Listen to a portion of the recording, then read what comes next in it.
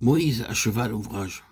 Alors la gloire de l'Éternel remplit le tabernacle. Exode 40, 30, 34.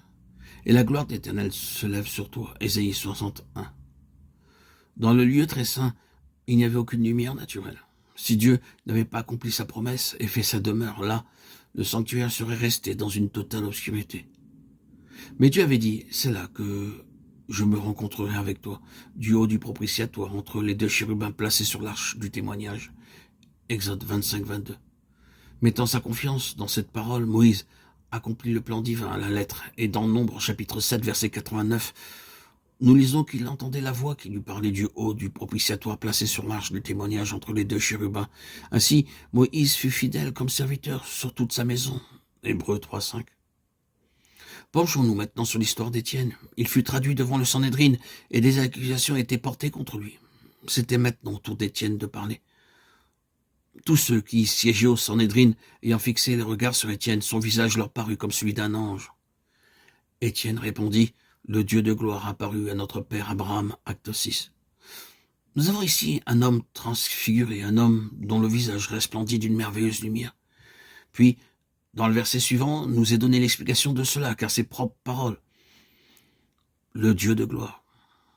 Ainsi, acte chapitre 7, verset 55, il est confirmé à nouveau. Étienne, rempli du Saint-Esprit, et fixant le regard vers le ciel, vit la gloire de Dieu.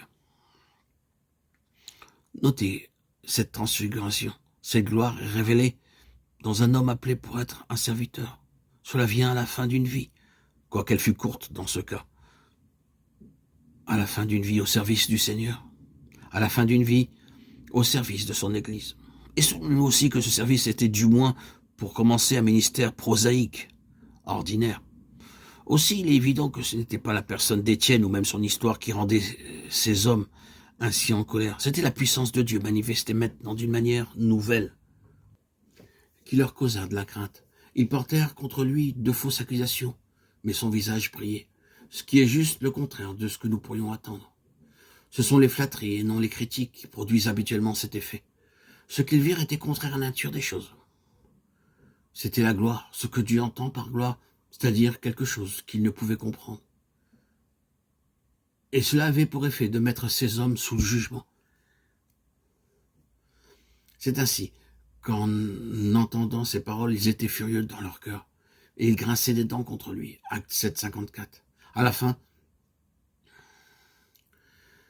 ils ne pouvaient faire face à ce serviteur et ne pouvaient pas tolérer sa présence parmi eux.